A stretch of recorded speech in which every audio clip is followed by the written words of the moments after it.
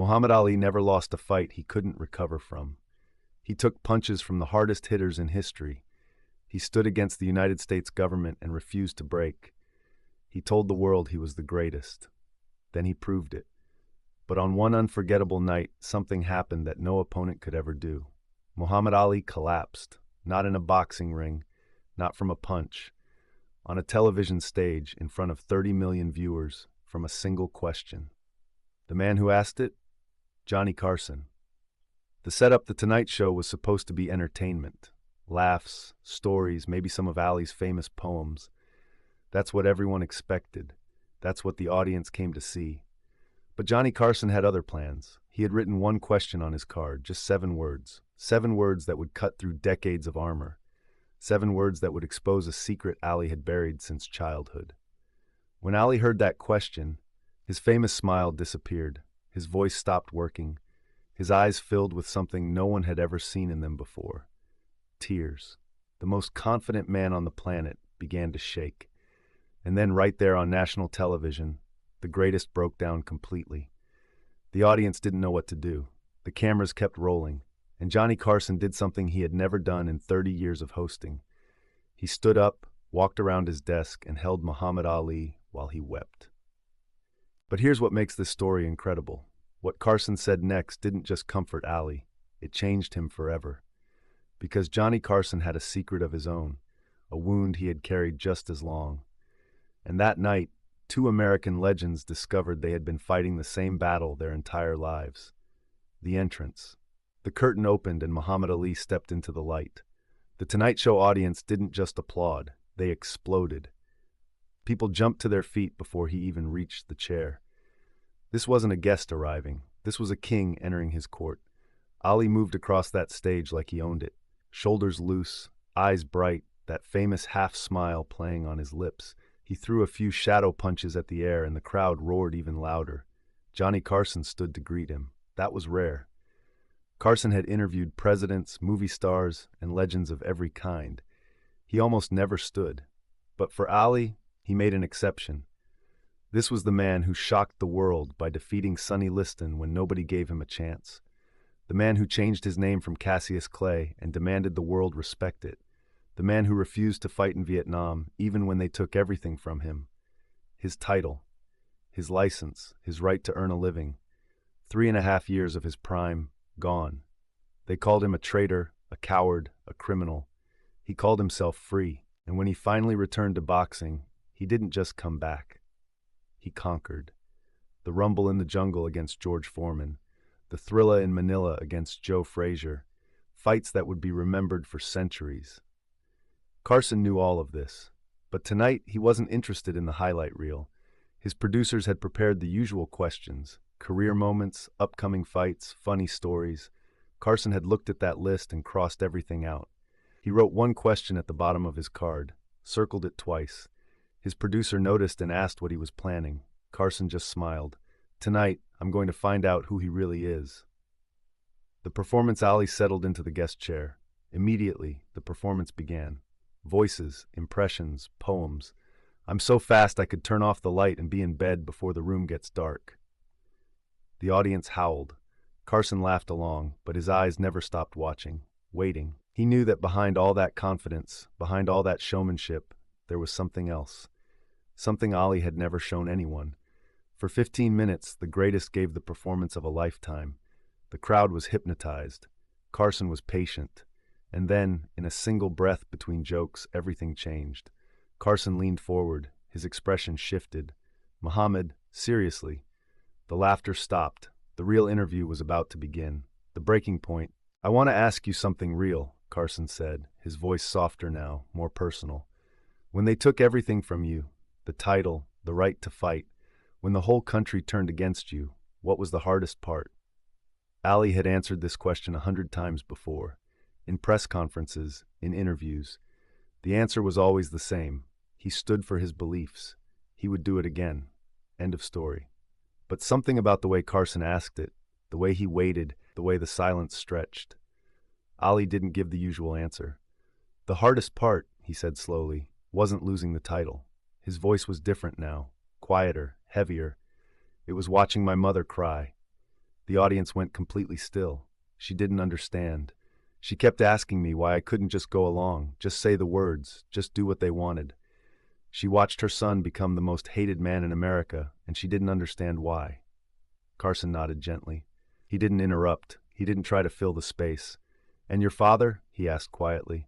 Something flickered in Ali's eyes, something old, something he usually kept buried.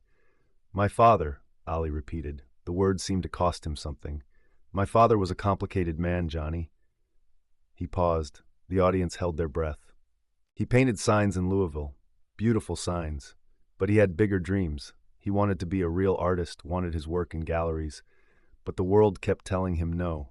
A black man in Kentucky in those days, dreams like that weren't allowed." Ali looked down at his hands, the same hands that had defeated the most dangerous men alive. "So he drank, and when he drank, he got angry." He didn't need to say more. The silence said everything. "I've never talked about this," Ali continued, his voice barely above a whisper. "Not really. But Johnny, I need you to understand something. I became a fighter because I was terrified of being weak." Carson listened without moving. "Every man I ever faced in that ring, every opponent, part of me wasn't fighting them." Ali looked up. His eyes were wet now. "I was fighting to prove to a little boy in Louisville that he mattered, that he could be somebody, that he wasn't worthless." His voice cracked on that last word. "I spent my whole life trying to become the greatest, but you want to know the truth?" He pressed his hand against his chest. "Inside here, I was still that scared little kid, still trying to prove I was enough, still trying to make my father see me." The weight of those words settled over the studio like a blanket. Nobody moved. Nobody whispered. Carson had broken through. He had reached the real Muhammad Ali, the one behind the poems, behind the predictions, behind the legend. But he wasn't done. The studio felt different now. The laughter from earlier belonged to a different show, a different night. Carson looked at Ali with an expression few people ever saw from him. Not the talk show host, not the comedian, the man. "Muhammad," he said softly, "I want to ask you something, and I need you to really hear it." Ali nodded. His guard was down now. The performer had stepped aside. "If you could say one thing to your father right now, one thing you never got to say while he was alive, what would it be?" 7 words. That was all it took.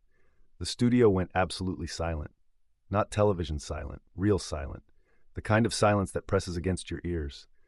Ali's face changed. The champion vanished. The showman vanished.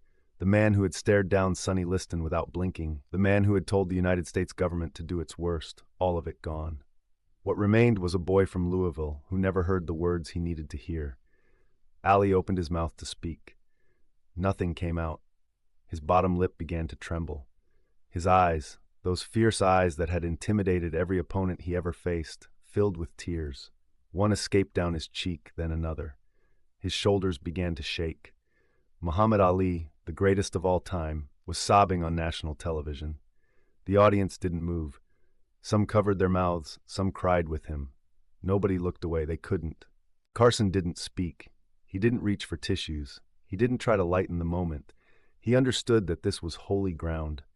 Finally, after what felt like forever, Ali whispered something so quiet the microphones barely caught it. "I would tell him I forgive him." The words fell like stones into still water. "I forgive him for not being there. I forgive him for the drinking. I forgive him for the nights I hid in my room. I forgive him for all of it." Tears streamed freely down his face now. No shame, no attempt to hide them. "And I would tell him," his voice shattered, "I would tell him that everything I ever did, every fight, every title, every time I told the world I was the greatest." He pressed his fist against his heart. "I was just a little boy screaming, 'Daddy, look at me. Daddy, are you proud of me yet?'" The audience gasped. Some wept openly. But he died before I could ever ask him, before I could ever know for sure. His hands covered his face. His body shook with decades of buried grief. "The whole world called me the greatest, Johnny, but I never knew if my own father believed it." He couldn't continue. The sentence hung there, incomplete and devastating. Carson's secret. Johnny Carson did something he almost never did on television. He stood up, walked around his desk, and sat down right next to Muhammad Ali. Not as a host, as a man.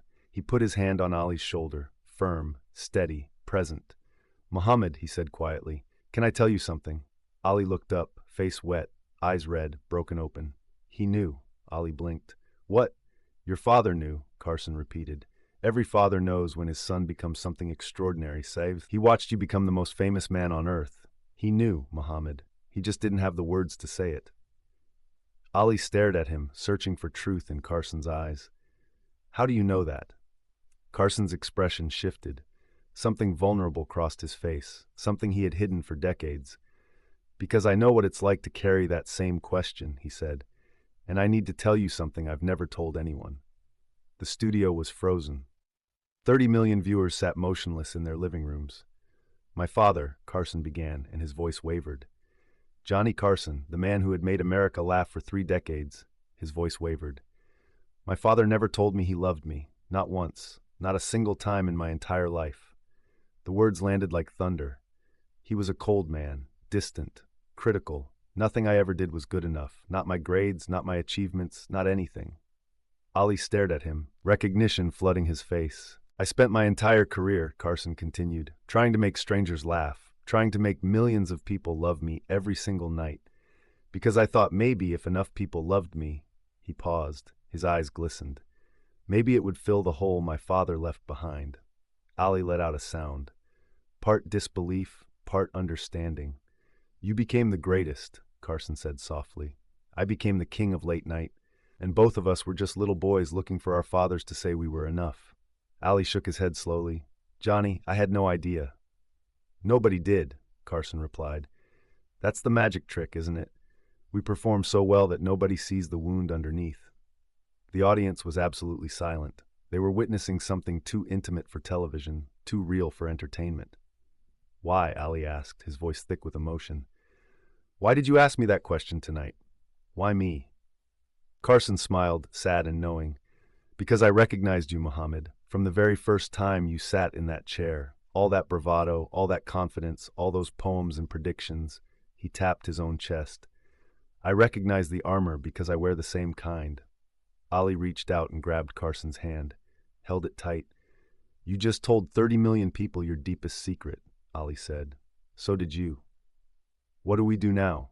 Carson looked at him, really looked at him. 2 men who had spent their whole lives performing, finally seeing each other without the masks. We stop pretending, Carson said. We stop running. We let people see that the greatest and the king of late night are just men, broken men trying to heal. Ali laughed through his tears.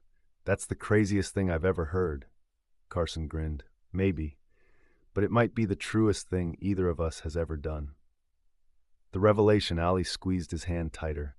My whole life, he whispered, I thought I was the only one carrying this weight, the only one fighting this fight. That's what pain does, Carson replied. It lies to you. It tells you that you're alone, that nobody else could understand. He looked out at the audience, all those faces, all those eyes. But look around, Muhammad, we're never alone. We just convince ourselves we are. Ali followed his gaze, saw the tears on strangers' faces, saw people holding each other's hands, saw humanity reflecting back at him. And for the first time in his legendary life, the greatest didn't feel like he had to prove anything. He just felt seen. Ali sat up straighter. Something had shifted inside him. The tears had washed something away. Not the pain itself, but the shame of carrying it, the loneliness of hiding it. Johnny, he said, can I tell you what I just realized? Carson nodded. I've been fighting my whole life. In the ring, outside the ring. Fighting racism, fighting the government, fighting my own demons, always fighting. He paused, let the weight of those words settle. But tonight, you taught me something. What's that? The hardest fight isn't against any opponent. It's against the lies you tell yourself about who you are. The words landed like a champion's punch, clean, powerful, true. I told the world I was the greatest, but underneath that, I was telling myself I wasn't enough, that I had to keep proving, keep winning, keep performing just to deserve being alive. He looked out at the audience now, these strangers who had just watched him fall apart.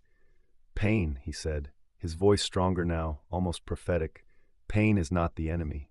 The crowd leaned in. Pain is the teacher. Pain is what breaks you open so something better can grow. I lost 3 years of my career. They took my title, my money, my reputation. I thought it would destroy me. He shook his head. But it made me. It taught me what really matters, not titles, not trophies, not what the world thinks of you. What matters? Carson asked. Ali smiled, the first genuine smile since his collapse. Truth, connection, being seen for who you really are, not who you pretend to be. He gestured between himself and Carson. Like this moment right here, right now, this is what matters. Carson's eyes glistened. You really believe that, after everything you've been through? I know it, Ali said firmly, because I spent 40 years running from my pain, building walls, putting on masks, and tonight I finally stopped running. What did you find? Ali placed his hand over his heart. Peace, Johnny. For the first time in my life, peace. Carson nodded slowly, deeply moved. You know what I think? He said quietly. What? I think every person watching right now is carrying something. Some weight, some wound, some question they've been afraid to ask. He looked directly into the camera, and I think tonight just gave them permission to put it down. Ali followed his gaze, looked into that camera like he was looking into 30 million living rooms. You don't have to be the greatest, he said softly. You just have to be real. Those words hung in the air. Simple, profound, healing. The embrace, Ali rose slowly from his chair. Carson stood with him. For a long moment, they just looked at each other. Two men who had spent their lives building legends, now standing in the ruins of their own walls. Finally free. Ali opened his arms. Carson stepped forward without hesitation. They embraced. Not the quick, polite hug of television guests. A real embrace. The kind that says everything words cannot. Ali's arms wrapped around Carson completely. Two wounded boys who finally found someone who understood. The audience rose to their feet slowly, reverently. Nobody clapped. Not yet. Applause would have broken something sacred. When they finally separated, Ali held Carson at arm's length, looking at him with profound gratitude.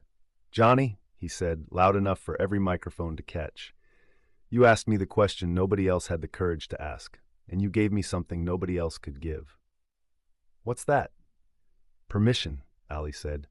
Permission to be human. Permission to be broken. Permission to stop being the greatest and just be Muhammad. He turned to the audience, these strangers who had witnessed his soul. That's all any of us really want, isn't it? Permission to be real. Carson faced the camera, tears still drying on his face. In 30 years of doing this show, he said, I have never experienced a night like tonight. He looked at Ali. This man walked in as a champion. He's walking out as a teacher.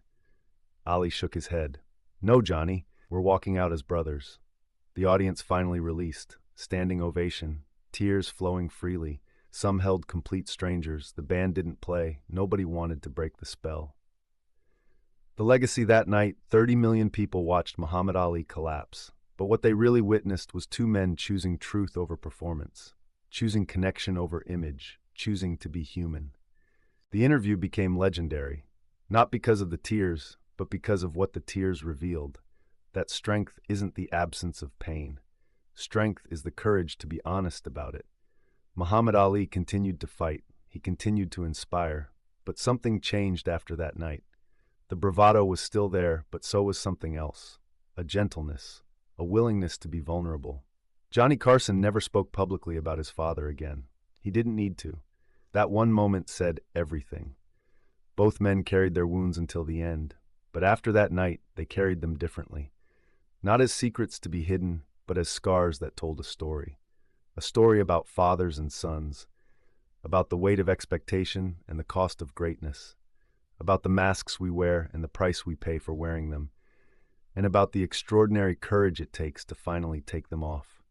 The question we all carry, the question that broke Muhammad Ali wasn't really about his father, it was about himself.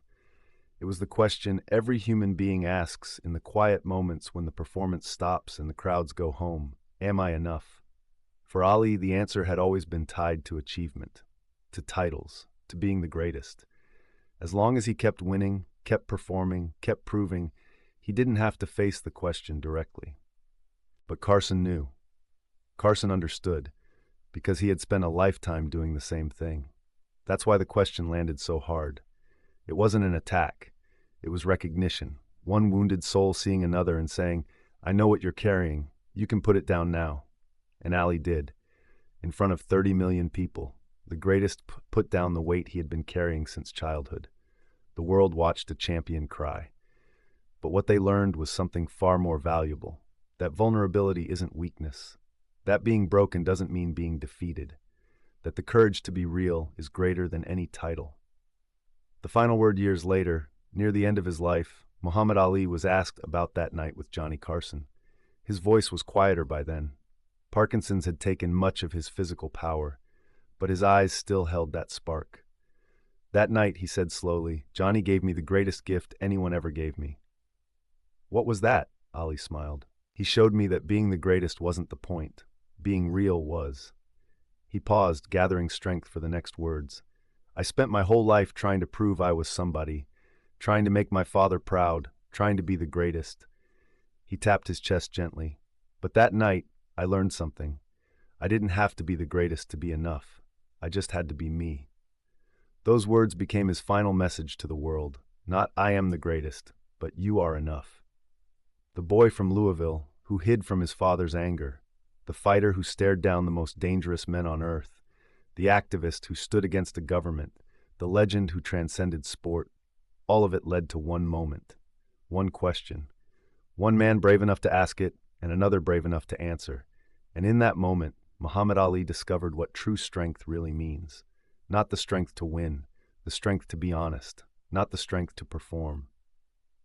The strength to be vulnerable, not the strength to be the greatest, the strength to be human. That night on The Tonight Show, two American legends taught 30 million people the most important lesson of all. You don't have to be the greatest to be enough. You just have to be real.